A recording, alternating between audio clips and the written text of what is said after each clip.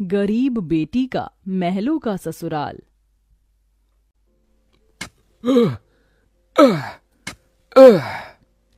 तपती धूप में वह गरीब किसान खेतों में फावड़ा चला रहा था। उसके माथे से तर तर पसीना बहे जा रहा था। तभी गंगा गमछा उठाकर पिता का पसीना पोंछती है। बाबा, आपके माथे से कितना पसीना बह रहा है, आप थक भी गए हैं, थोड़ी देर आराम कर लो, फावड़ा मुझे दो। गंगा को खेत में फावड़ा चलाते देख सेवक राम की आंख भर आती है। मेरी गरीब बेटी के जिन हाथों में मेहंदी लगनी थी, उन्हीं नाजुक हाथों से मेरी गंगा सख्त फावड़ा चला रही है। तू एक गरीब की बेटी को ही ऐसा भाग्य देकर क्यों भेजता है भगवान? एक गरीब के जीवन की सबसे बड़ी दुविधा बेटी को ब्याहना होता है। ये कहानी है ऐसे ही किसान सेवक राम की, जो बड़ा गरीब है। उसकी दो बेटी गंगा और अंजू हैं। यूं तो सेवक राम ने गंगा के लिए कई रिश्ते ढूंढे, मगर भला एक गरीब की बेटी का हाथ कौन थामना चाहता है। किसी तरह से उनका जीवन कट रहा था।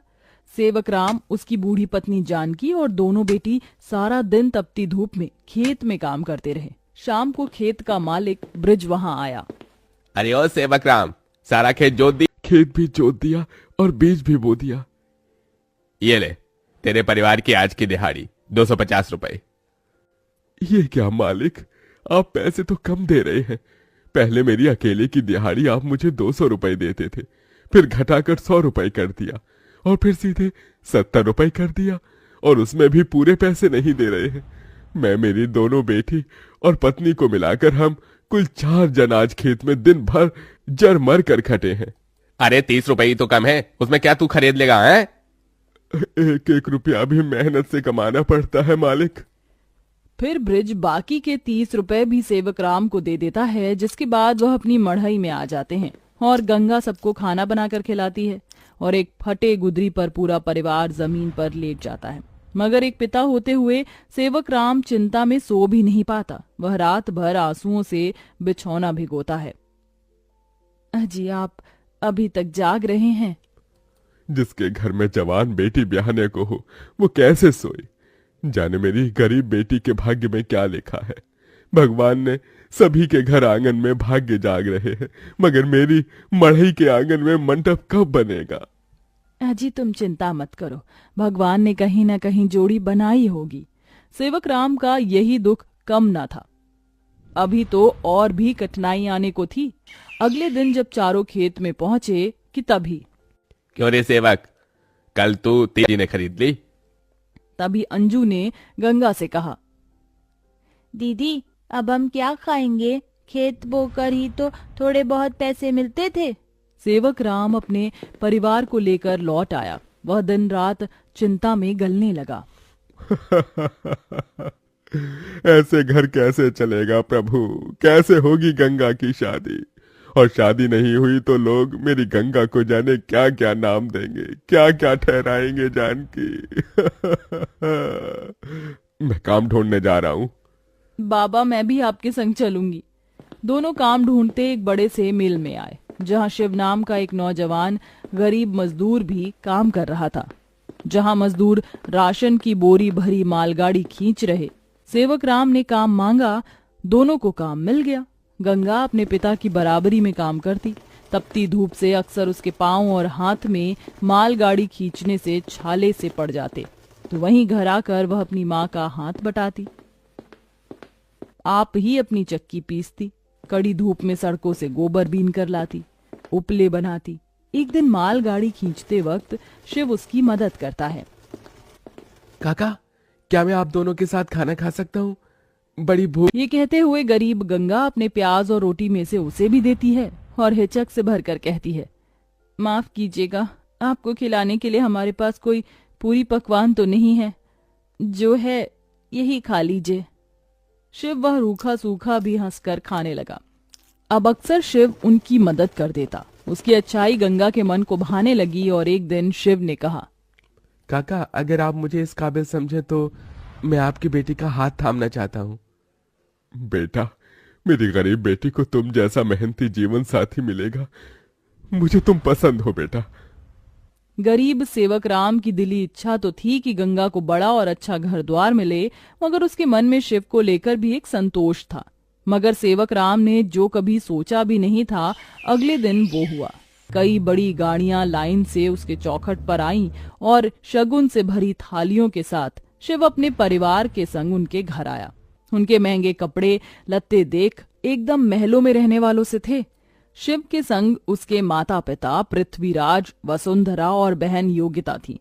अंजू ने उन्हें देख तपाक से बोला, अरे बाप रे, ये तो राजा महाराजा से लगते हैं। अजी आपने तो कहा था शिव गरीब घर का लड़का है। शिव बेटा, ये सब क्या है? यही मेरी सच्चाई है काका। माफ कीजिएगा, मैं मजदूर या गरीब नहीं था, बल्कि महलों का बेटा हूँ। मगर मुझे एक ऐसा जीवन साथी की खोज थी जो मेरा धन दौलत देखकर मुझे न अपनाए। इसलिए मैं उसे ही ढूंढने के लिए ये जीवन जी रहा था। जिसने मुझे मेरी गरीबी के संग स्वीकारा वो गंगा थी।